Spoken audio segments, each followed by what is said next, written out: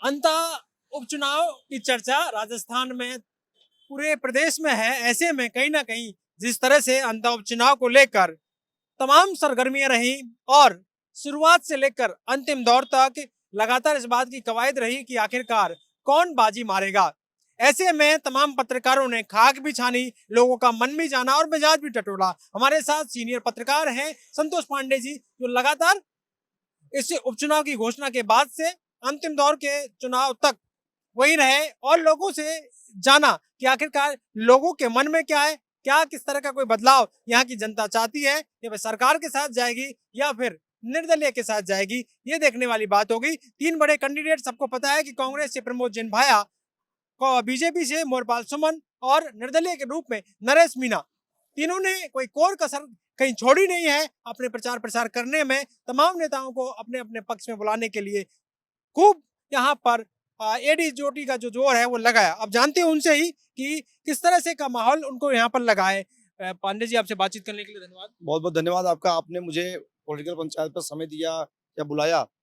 देखिए, वहाँ जब हम लोग अंता के बारे में सुने तो लगा कि एक छोटी सी विधानसभा है, वहाँ उपचुनाव हो रहा है, सरकार संगठन को बहुत मेहनत नहीं करनी होगी, क्योंकि बीजेपी के हिसाब से चीज़ें सही हैं।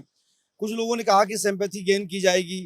राजस्थान के जो नेचर रहा है पॉलिटिक्स का, वो सिंपैथी गेन करने वाली रही। जितने भी उपचुनाव होते हैं आप उठा के देखेंगे, या तो उनकी बेटी या पत्नी चुनाव लड़ते रहे हैं। लेकिन यहाँ पर जो गेन हुआ कि भ्रष्टाचार के आरोप में प्रमोद जैन भाया और एसडीएम पर अपनी पावर का इस्तेमाल करते हुए उनकी विधानसभा चली गई, सदस्यता चली गई।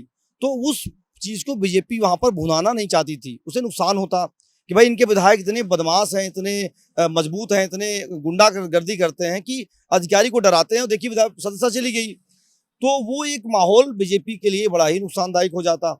भ्रष्टाचार का आरोप प्रमोद जैन भाया पे कोई लगा नहीं पाया अभी तक। वहां नरेश मीणा ने जिस तरीके से भ्रष्टाचार लगाया, और बीजेपी ने आराम से कंवरलाल के प्रत्याशी परिवार को दूर करते हुए एक ऐसा प्रत्याशी लाया जिसको वहां लोग भी नहीं जानते।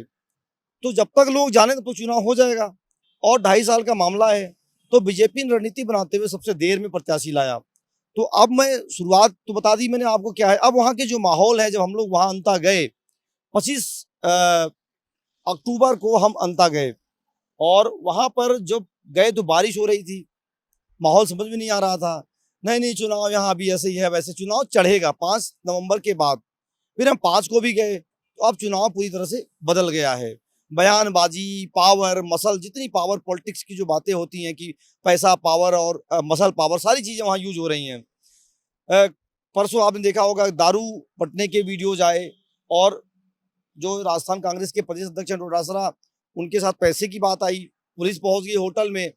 तो वो सारे टैक्टिक्स अपनाए जा रहे हैं जो पॉलिटिक्स में पत्रकार, नेता, जो लोग देखते हैं, सब कुछ वहां मिल रहा है। तो अंता का चुनाव कलरफुल हो गया। जैसे आपने कहा, राजस्थान की नजर है, पूरे देश की नजर है। मुझे कुछ लोगों ने कहा कि यहाँ पर भाजपा के केंद्रीय नेतृत्व, राजनाथ सिंह जैसे लोग भी नजर गड़ाए हुए हैं, और कांग्रेस में भी बड़े बड़े नेता जो बैठे हैं दिल्ली में, वो भी नजर गड़ाए हुए हैं कि क्या भाया की वापसी होगी।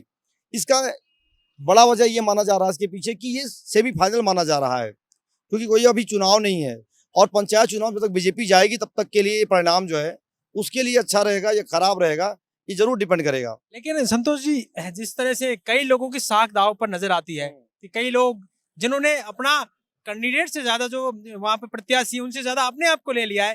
जब गोविंद सिंह डोटासरा की बात करें, जो प्रमोद जैन भाया के साथ हैं, अभी जिस तरह से बीजेपी पहले लग रही थी, आप जब गए थे, हम भी गए थे, तो ये लग रहा था कि कहीं ना कहीं बीजेपी का प्रचार धीमा है। लेकिन वसुंधरा राजे जब वहां पहुंचती हैं, 2 बार सीएम को लेकर जाती हैं, पूरा प्रचार अपना संभालती हैं, तो क्या लगता है कि ये भी चीज अब निकल के सामने आई? देखिए, ये बात बहुत जानना, और आपने सही पूछा सवाल कि वहां पर प्रत्याशी तो सामने हैं, भाया, मोरपाल सुमन और नरेश मीणा। नरेश मीणा के साथ 3 लोग दिखे। उत्तर प्रदेश से अतुल प्रधान आते हैं, समाजवादी पार्टी के नेता हैं, गुर्जर समुदाय से आते हैं। संजय सिंह आते हैं आम आदमी पार्टी से, अरविंद केजरीवाल को समर्थन देना पड़ गया। और हनुमान बेनीवाल, ये 3 अलग अलग जाति के नेता हैं, गुर्जर, मीणा, गुर्जर, जाट और छत्री। इनके बहुत वहां पर, गुर्जर के बहुत वोट नहीं है, जाट के बहुत वोट नहीं, छत्री के बहुत वोट वहां नहीं है।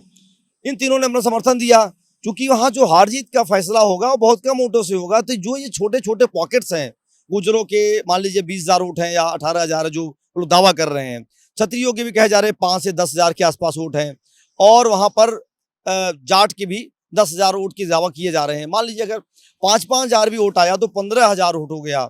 नरेश को उन सारे वोटों पे दिमाग लगाना है, उसे बीजेपी अपना वोट नहीं मान रही है, क्योंकि वो वोट ऐसे हैं जो फ्लोटिंग वोट हैं, वो हमेशा भाया के साथ चले जाते हैं और भाया के साथ प्लस हो जाते हैं। दूसरा, नरेश ने ताकत दिखाई तो बीजेपी को ताकत इसलिए दिखानी पड़ी क्योंकि वो वहां के जो प्रभारी बनाए गए भाजपा की तरफ से, वो दुष्यंत सिंह बनाए गए। दुष्यंत सिंह वहां के 5वीं बार के सांसद हैं, कभी उन्होंने चुनाव अपने मन से नहीं लड़ा, न अपने तन से लड़ा, न खुद गए फील्ड में। उन्हें जिम्मेदारी देकर बीजेपी ने मैसेज कर दिया कि भाई साहब अब आपको भी मैदान में उतरना होगा, आप 5 बार के सांसद हो लिए और आपको चुनाव लड़ना होगा। हर कोई राजा साहब वहां करता रहता है, आपको भी पता है। दुष्यंत जिस तरीके से प्रचार वहां कर रहे थे वो बीजेपी के लिए मजबूती से काम नहीं हो पा रहा था, तो मैडम को लगा कि ये तो मेरा बेटा फेल होगा या पास होगा और हमें लगना पड़ेगा। अंततः वसुंधरा जी को उतरना पड़ा। भजन लाल सीएम से 2 बार रोड शो कराने पड़ेंगे। आपको पता है मंगरोल सिसवाली और अंता, और वो जो हुआ किसी उपचुनाव में 2-2 रोड शो कोई सीएम कर रहा हो, साथ में बैकअप में वसुंधरा जी हो। पहली बार राजस्थान में मुख्यमंत्री के साथ पूर्व सीएम नजर आई। पूर्व सीएम नजर आई। ये भी एक मैसेज था भाई कि वो इलाका जो है, क्षेत्र जो हाड़ौती है, वहाँ की राजे जो है मैडम है, तो जो चाहेंगी वही होगा। लेकिन उनके साथ ये था कि भाई सरकार में हम हैं तो हमें सरकार से काम भी करवाने हैं। आपने देखा कि मैडम पढ़ करके सुना रही थी कि बस स्टैंड नहीं, बस नहीं आती, बस नहीं आती, और सीएम स्टूडेंट की तरह उसको नोट कर रहे हैं। भाई साहब आप इसको भी नोट करो, जबकि पीछे परिवहन मंत्री खड़ा है बैरवा, प्रेमचंद बैरवा जी पीछे खड़े हैं, उनसे नहीं पूछ रही हैं कि साहब आप जवाब दो, साहब आप लिखो और आपको करना पड़ेगा। तो अब वहाँ बात वसुंधरा जी ये कह रही हैं कि मैं पावर में तो नहीं हूँ, लेकिन पावर मेरे हिसाब से ही चल रही है, आपको चिंता करने की जरूरत नहीं। चुकी ट्वीट भी और ये चर्चा में रहा है, जब उन्होंने कल कहा, एक ट्वीट किया था कल जब रोड शो से पहले, कि उन्होंने कहा कि 3 प्रत्याशी यहाँ रहेंगे, चाहे पूर्व मुख्यमंत्री है, विधायक है, दूसरा विधायक है, और राजा साहब का नाम लेते हुए उनका सांसद है, ये पावर सेंटर बनेगा और कहीं ना कहीं आपका काम मैसेज था। लेकिन एक चीज वहां पर ये ग्राउंड पे चल रहा था कि वसुंधरा जी सीएम नहीं है तो उनकी बात लोग नहीं सुनेंगे, लोग भाग रहे थे। तो मैडम ने ये मैसेज दिया, देखो भाई सीएम तो नहीं हूं मैं, लेकिन तुम्हारे बस स्टैंड का काम मैं ही कराऊंगी, तुम्हारे जो भी मुद्दे हैं, पानी की बात उन्होंने 12-16 की, और फ्लड हो जाता है, यहाँ भी हो जाता है, तो वो जो काम है, जो लोगों को जरूरत है वहां पर, एक्चुअली वहाँ किसान और व्यापारी वर्ग के लोग ज्यादा हैं, तो उन्हें काम चाहिए, उनसे मतलब नहीं है कि आपका विधायक कौन है, जो उनकी बात विधानसभा में सही से रख सके और जिससे वो काम करवा सके, ऐसा प्रत्याशी चाहिए। तो वो प्रत्याशी मोरपाल सुमन है। लेकिन मोरपाल सुमन को लोग बोले बहुत कमजोर है, इनमें पावर नहीं, तो मैडम ने कहा वो मैं जिम्मेदारी लेती हूँ, क्योंकि राजा साहब यहाँ पर हैं, कंवरलाल मीणा जो प्रत्याशी रहे, और ये मैं खुद हूँ वहां पर। तो वसुंधरा जी के चुनाव में आने से चुनाव बहुत ही महत्वपूर्ण हो गया। अब कांग्रेस पर जाते हैं। कांग्रेस में अशोक गहलोत ने भी पूरी ताकत दिखाई, माली वोटर्स हैं भाई। सचिन पायलट रोड शो कर लिया, उनका मैसेज चला गया, मैंने कर दिया काम। अब आप बताइए, माली वोटर्स आपके कहने जाते ही नहीं आते। पायलट ने गेम खेल के बिहार चले गए। अब माली के वोटर्स की वजह से गहलोत को रोड उतरना पड़ा। डोडासरा इसलिए चले गए क्योंकि पार्टी के अध्यक्ष हैं, उन्हें पावर दिखानी थी, लेकिन वहां पर उनकी बेइज्जती हो गई एक तरह से। नरेश मीणा ने बोला कि मैं मोरिया बुलवा देता, और उसके बाद भी वहां कोई उनके लिए खड़ा नहीं हो रहा है। बड़ी बात है कि प्रदेश में भी कोई नहीं बोल रहा उनके लिए। तो डोटासरा की पावर का भी अंदाजा अशोक चांद ने लगवा दिया, पायलट के भी लगवा दिया और गहलोत की भी लगवा दिया। डोटासरा, पायलट और गहलोत के पीछे एक बड़ा खिलाड़ी वहां है, अशोक चांदना, जो चुनाव का प्रभारी है, और उसे बहुत परेशानियों में लोग रखा तीनों लोगों ने। उसने कहा मौका अच्छा भैया, आओ सब अपना अपना ध्यान दे दो, और हम बैठे हैं, जांच करके ऊपर भेज देंगे कि साहब इनके आने से ये हुआ, इनके आने से हुआ, इनके आने से ये हुआ। प्रमोद जैन भाया के सामने वहां कांग्रेस बहुत जीरो है, आप भी देखे होंगे। वहां कांग्रेस चर्चा नहीं, वहां प्रमोद जैन भाया की चर्चा हो रही थी, क्योंकि 5वीं बार का चुनाव है, वहां पर मंत्री रहे, विधायक रहे, निर्दलीय विधायक रहे जब वो दूसरी सीट हुआ करती थी। तो प्रमोद जैन भाया के सामने कांग्रेस जीरो थी, इसलिए नेताओं को जाकर के समझाना पड़ा, भैया हम इनके साथ भी खड़े हैं, संगठन भी खड़ा है। क्यों प्रमोद जैन भाया नहीं लड़ रहे हैं, संगठन भी खड़ा है। लेकिन दुखद स्थिति है कि वहां प्रमोद जैन भाया का कोई जातिगत मतदान, जातिगत वोट नहीं होने से वहां पर उस तरीके का इन्फ्लुएंस नहीं पड़ पा रहा है जैसा नरेश मीणा डाल पा रहे हैं। इस तरह से नरेश मीणा की बात कर लेते हैं। कल पूर्व मुख्यमंत्री अशोक गहलोत जाते हैं, वहाँ बयानबाजी करते हैं। शुरुआत तो उनका जो बयान होता है वो केंद्र से लेकर होता है, केंद्र सरकार को लेकर, ये सब राहुल गांधी को लेकर वो बात करते हैं। उसके बाद वो आ जाते हैं नरेश मीणा पर, और नरेश मीणा के लिए कई बातें बोलते हैं। क्या मायने रखते हैं आपके, क्योंकि ये बातें उन्हें क्यों बोलनी पड़ी पूर्व मुख्यमंत्री को? ये बहुत बड़ी बात है, इसे हम भी समझ रहे थे और सब समझने की कोशिश भी कर रहे हैं। देखिए वहां पर नरेश मीणा के साथ मीणा समुदाय जा चुका है, कोई इफन बट नहीं है। जो कांग्रेस का वोट हुआ करता था, पिछली बार बीजेपी के साथ गया, वहाँ जो बड़ा वोटर्स है वो माली समाज है। और उन्होंने ये कहा कि मैं तो डीएम से कहूंगा इनको कोई पिस्टल न मिले, मतलब अगर ये पा जाएंगे तो ये कुछ भी कर सकते हैं। तो ये मैसेज दे रहे थे माली समाज को कि भैया देखो मैं आपका नेता हूं, मैं आया हूं। और उन्हें ये डर है कि हो सकता है माली समाज एकदम से नरेश साथ ना, क्योंकि मैं बहुत सारे सुमन मुझे मिले जो नरेश के लिए बात कर रहे थे, तो सुमन ऐसा ना हो सब चले जाएं जो है भाजपा के साथ। तो अशोक गहलोत को मास्टर खिलाड़ी इसीलिए कहा जाता है कि उन्होंने एक बीज बो दिया, मीणा वर्सेस ऑल। जाट जब जोटासरा भी गए तो यही बोले कि बड़ी समाज के नेता को घेर रहे हैं तो आपकी क्या औकात है। तो उन्होंने बीज बो दिया कि जो कांग्रेस का वोट कट रहा है, जो नरेश के पास जा रहा है वो ना जाए, वो रुका रहे। अगर मान लीजिए ऐसा चुनाव है, कुछ भी हो सकता है, अगर वहां कांग्रेस की हार होती बहुत बड़ी हार ना हो जाए और जीत भी होती इसी बहाने हो जाए। तो मालियों को ये टैक्टिस थी कि गहलोत ने जो नरेश पे अटैक करके समझा दिया कि माली उधर मत जाना गलती से भी, माली का वोट माली के पास होना चाहिए, मतलब आपका वोट कांग्रेस को जाना चाहिए। अब ये कितना बड़ा खेल इनका सही इनके लिए होगा ये कह पाना मुश्किल, लेकिन गहलोत ने जातियों को बांटने का खेल किया है कि मीणा अगर चलेगा कोई बात नहीं है, जो माली समुदाय है जो बड़ी संख्या में है, वहां 40 से 42,000 की बात की जा रही, वो कांग्रेस साथ आ जाए। ये एक बड़ा वोट बैंक साधने की कोशिश मानी जा सकती है। क्या लगता है कि तीनों के लिए अब एक्स फैक्टर क्या रहेगा, प्लस और माइनस क्या रहेगा, इस पर बात चर्चा कर लेते हैं। क्या इस तरह से भ्रष्टाचार की बात होती है और प्रमोद जन भाया को दो तरफा से बीजेपी ने भी भ्रष्टाचार के लिए घेरा, निर्दलीय नरेश मीणा ने भी घेरा, और निर्दलीय नरेश मीणा ने खेल तो बड़ा खेल दिया है। अब देखना ही होगा कि खेल किस तरह का जो खेला है उन्होंने, क्या वो खेल में वो पास होते हैं, कैसे होते हैं, वो तो अलग बात होगी। लेकिन आपको क्या लगता है कि जिस तरह से नरेश मीणा का पूरा चुनाव प्रचार रहा, एक अलग तरह का चुनाव प्रचार, और प्रचार को देखते हो कैसा क्या लगता है? देखिए इसमें दशरथ भाई बड़ी बात यह है कि नरेश मीणा ने इस चुनाव को तो बड़ा कर दिया सबसे, लेकिन एक बात जमीन पर थी कि प्रमोद जन भाया की पत्नी वहां से जिला पंचायत अध्यक्ष हैं और 2 साल हो गया, सरकार बीजेपी की है, फिर भी वो हटाया नहीं जा सका। तो कई जगह ही चल रहा था कि ये भाजपा कांग्रेस वाले तो बनता में मिले हुए हैं। नरेश के साथ फायदा यही हो रहा है भाई, अगर यहाँ पर मोरपाल सुमन जीतेंगे तब भी कांग्रेस, और अगर मोरपाल सुमन हारते तब भी कांग्रेस, तो उनको लगता है कि उनकी बात नहीं हो पाएगी। अंत में जो प्रमोजन भाया के भ्रष्टाचार की बात जो हुई, पहली बार किसी ने खुल करके जमीन तक पहुंचाया। मोदी जी ने कह दिया था भाया रे भाया बहुत खाया, जो उन्होंने कोट किया भरत सिंह कुंदापुरा का जो बयान, लेकिन वो बात पहुंची नहीं जमीन तक, क्योंकि लोग कह रहे हैं आपने आपके पीएम ने कहा कुछ हुआ नहीं। तो नरेश मीणा ने उस चीज को बहुत जमीन तक पहुंचाया, भैया भ्रष्टाचारी है ये, भ्रष्टाचार करता है ये, आपके विकास नहीं होने देगा। उस मैसेज को नरेश ने पूरे गांव गांव ढाली ढाली तक पहुंचा दिया है, उसका असर जरूर दिखेगा। लोगों ने बोलना शुरू किया, कई वीडियो वायरल होते हैं जिसमें कई बार वो चर्चा करते हैं कि आपने क्या किया, तो इसका असर देखने को मिला। भाई मेरे वीडियो में मैंने कई लोगों से पूछा, उन्होंने कहा भाया रे भाया खूब खाया, एक ने कहा पत्थर खा गया। मैंने कौन सा? बोले झोपड़ी वाला गांव। झोपड़ी वाला गांव मनता में पॉपुलर है, उसकी पूरी कहानी लोगों को पता चल गया। और भाया का जो एक ग्लैमर था लोगों के अंदर की पैसे से मदद करते हैं, लोगों के दिल में जाते हैं, समय देते हैं, भाया को लोगों ने इस बार ये समझा दिया कि भैया ये वोट की ताकत है, ये पैसे की ताकत नहीं है। और नरेश इसमें कहीं न कहीं मुझे लगता है सफल साबित हुए हैं इस मैसेज को लोगों तक पहुंचाने में। नरेश के चुनाव लड़ने से कहीं ना कहीं एक अलग चुनाव ये नजर आया, और आपको भी लगता होगा कि कहीं ना कहीं जिस तरह का चुनाव लड़ा, संख्या बल में भी कमी नहीं रखी, चुनाव प्रचार में भी कमी नहीं रखी, और नेताओं को लेकर भी आ गए।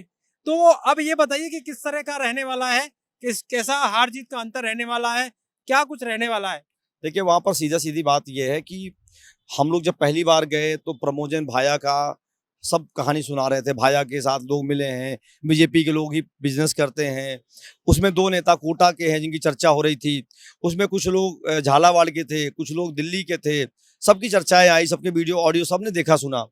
रोचक बात यह है कि नरेश मीणा के साथ जो माइनस पॉइंट रहता था बाकी सीटों पे कि लड़ाई कर लेना, झगड़ा कर लेना, लोगों से मारपीट कर लेना, गाली गलौज कर लेना, नेताओं पर अटैक बोलना, उस स्ट्रेटजी से कुछ उन्होंने सुधार किया। अब मुझे लगता है कि लोग कह रहे हैं कि 2.5 साल का ही मामला, यार किसी नए व्यक्ति को चुनाव जिताते हैं, नए व्यक्ति सुमन भी हैं, नए व्यक्ति नरेश मीणा भी हैं। अब क्या होगा कह पाना मुश्किल है, लेकिन जो हार जीत का अंतर होगा बहुत कम होगा, क्योंकि उपचुनाव है, 2,32,000 वोटर हैं। अब 2,32,000 वोट पड़ पाएगी नहीं पड़ पाएगा, हो सकता है 1,80,000 ही पड़े। तो अब बहुत टफ सीट होगी, और ये अकेली सीट है, इसलिए प्रशासन शासन सबकी नज़र बनी हुई है। यहाँ जो हार जीत का जो अंतर मुझे जो दिखता है 2 से 3 हज़ार के आसपास ही होगा। अब उसमें नरेश मीणा जीतते हैं कि मोरपाल सुमन जीतते हैं कि भाया जीतते हैं, ये कह पाना मुश्किल है। हालांकि कुछ लोगों ने वोटरों को बहकाने के लिए, बरगलाने के लिए अपना सर्वे भी जारी कर दिया, इतना वोट तो भाया को, इतना वोट तो मोरपाल को, इतना वोट नरेश को। जो लोग नरेश को थर्ड पे समझते हैं, मैं एक लास्ट बात कहूंगा, जो लोग नरेश को थर्ड पे समझ रहे हैं वो गलती कर रहे हैं। मैंने उनकी मांगरोल की जाके रैली को देखा। वहां पर बड़ी संख्या में वो लोग थे जो उत्साहित थे, जो खुश थे कि यार कम से कम भाजपा कांग्रेस से जान छूटेगा। ये मुझे दिखा वहां, और इसका इम्पैक्ट जरूर दिखेगा उस दिन रिजल्ट जब 14 तारीख को आएगा। तो देखिए तमाम चीजें इन्होंने सामने रख दी हैं संतोष जी ने, और तमाम चीजों को रखा उन्होंने। जिस तरह का पूरा चुनाव प्रचार रहा, तमाम लोगों से उन्होंने बातचीत की, और इनका साफ कहना है कि इस बार का जो चुनाव है राजस्थान ही नहीं पूरे देश की नजर है। कहीं ना कहीं कई केंद्रीय मंत्रियों ने अपील भी इसमें की है, उसका भी फैक्टर आप देख सकते हैं कि किस तरह से है। क्योंकि लगातार जिस तरह से शुरुआत हुई और शुरुआत के बाद जैसे जैसे चुनाव प्रचार आगे चला और चुनाव की जो तारीखें नजदीक आती गई, उसके बाद चरम पर पहुंचा और तमाम नेताओं ने एडी चोटी का जोर लगाया। कई लोगों के जो बयान है वो सियासी चर्चाओं में बने रहे। हनुमान बेनीवाल हो, राजेंद्र गुड़ा हो, चाहे अतुल प्रधान हो, ये बयान नरेश मीना की तरफ से वो आए और उनका प्रचार किया। और मोरपाल सुमन बीजेपी की तरफ से जो प्रत्याशी है उनके लिए पूर्व मुख्यमंत्री वसुंधरा राजे, मुख्यमंत्री भजनलाल शर्मा सहित तमाम नेताओं ने वहां पर, पूरी सरकार वहां पर रही और तमाम एडी चोटी का जोर लगाया। और अंतिम समय तक जिस तरह से एक कैंपेन होता है उस तरह का कैंपेन यहाँ पर पूर्व मुख्यमंत्री वसुंधरा राजे ने किया है। वहीं बात करें प्रमोद जिन भाया के लिए, तो प्रमोद जिन भाया ने तमाम कांग्रेस के बड़े लीडरों को उतारा। अशोक चांद्रा को प्रभारी बनाने का एक रणनीति थी जिस पर भी इन्होंने बात की कहीं ना कहीं, क्योंकि सचिन पायलट, प्रहलाद गुंजल जो हाड़ौती में कांग्रेस के एक नेता है, वहीं अगर बात करें शांति धारीवाल को भी मैदान में उतारा गया जब अशोक गहलोत ना पहुंचे, तो वो भी यहाँ देखे गए। ऐसे में देखना ये होगा कि जिस तरह का मुकाबला है, त्रिकोणीय मुकाबला नजर आ रहा है। संतोष पांडे जी जो वरिष्ठ पत्रकार है, लगातार चर्चा इस पूरे चुनाव पर उनकी नजर रही, चर्चाएं भी लगातार वो हमसे करते रहे। कहीं ना कहीं देखना ये होगा कि जो चुनाव परिणाम है बहुत कम वोटों का अंतर रहेगा, 2 से 4 या 5 के बीच में, और कौन जीता ये अभी तय नहीं है। लेकिन कहीं ना कहीं इस चुनाव पर सबकी नजर है। पॉलिटिकल पंचायत के लिए जयपुर से कैमरामैन राजेंद्र शर्मा के साथ दर्शक गुजर।